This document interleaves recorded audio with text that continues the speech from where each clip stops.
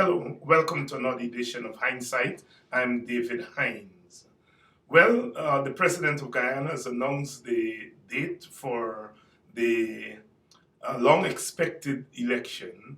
He has announced May the 11th as the election date. For all of those who have been clamoring for elections, and I suppose that includes most of us, if not all of us, we are relieved.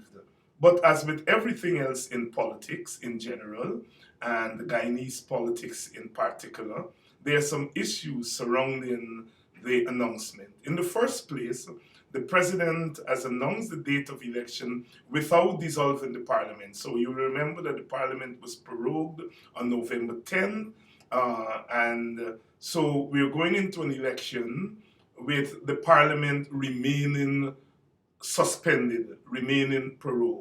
So it means, therefore, as a lot of analysts have been pointing out, is that the president and his cabinet have an unfair advantage in the sense that they can continue to govern as usual. That is, that they can continue to enter into economic agreements, they can continue to spend money, they can continue to use that medium in order to steer resources to the communities or the communities that they think are partial to them as a means of political advantage. So we have this unusual situation of 4 months for campaigning. That's a long time. I was trying to do some research to find out if at any time in the English-speaking Caribbean has there been such a long campaign time, and I've not been able to come up with any example. So we have 4 months of campaigning. Now that's a lot of time to campaign. By the end of 4 months, I suppose people will be tired. The electorate will be tired of all the politicking. The campaigners would be tired of campaigning for 4 months. But here is the story. The story is that the PPP has found a way. They've found a way to be able to milk the system for as long as possible.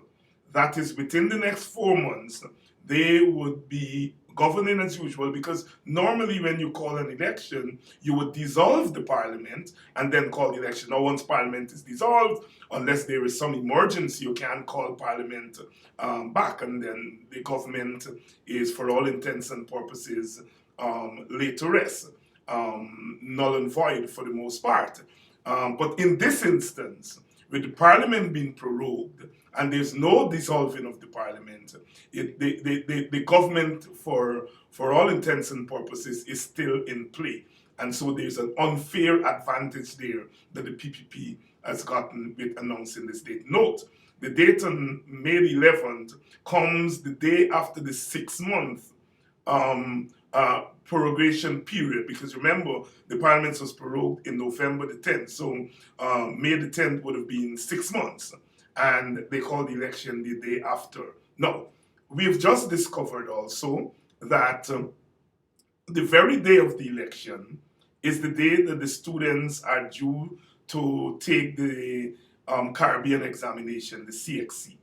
And people have been saying that we should call off the election on that day, postpone it to another day. Now, the president and the cabinet are adamant that they are not going to call off that date. Now, there are a couple of things here.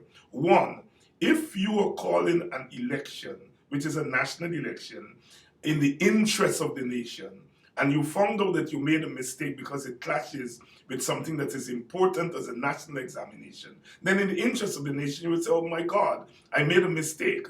Let's change this date, especially since you've not proclaimed it yet. Let's change it to another date and, accommodate the students. No, the PPP is insisting that it is not going to do that. What is very clear is that this government does not care about the interest of the nation. All it's concerned about is itself.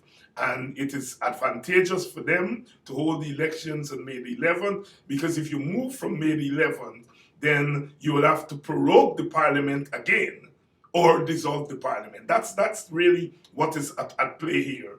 And they're not prepared to do that because it's not in their interest to do that. It would be negative for them to do that. But listen, the opposition is saying, look, let's move the date. So why not sit down with the opposition and agree on an alternative date? No, this government is not doing that. So here is the story. The date for the election is called, but in the final analysis, the government is still scamming us. The PPP is still scamming the nation, is still taking the nation for a ride. Now, perhaps in hindsight, a vigorous struggle for the end of proroguing should have been kept up. In fact, I don't think it's too late.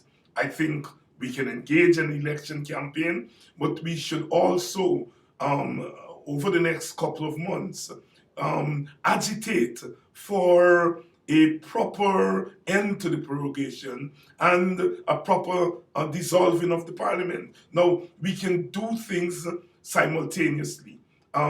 Sometimes in our politics, we tend to think in narrow terms. Yes, we want an election, and not be concerned about the consequences of that one-track way of thinking and acting. So you're thinking and acting based on election and not understanding how the government is, in calling election, in meeting your demands, they are also giving themselves an unfair advantage. But there we are. I do think that we can still agitate for an end to the prorogation while we continue the election campaign.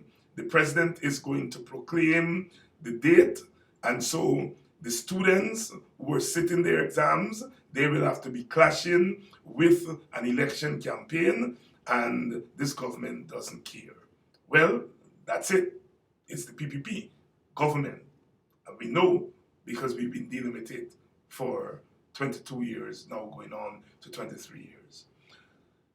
That's it for this edition of Hinds'Sight. I am David Hinds, and remember, you can catch my commentaries on Guyana-Caribbean and you can tune into my YouTube channel, Hinds'Sight, Guyana-Caribbean Hinds'Sight, my YouTube channel. See you next time.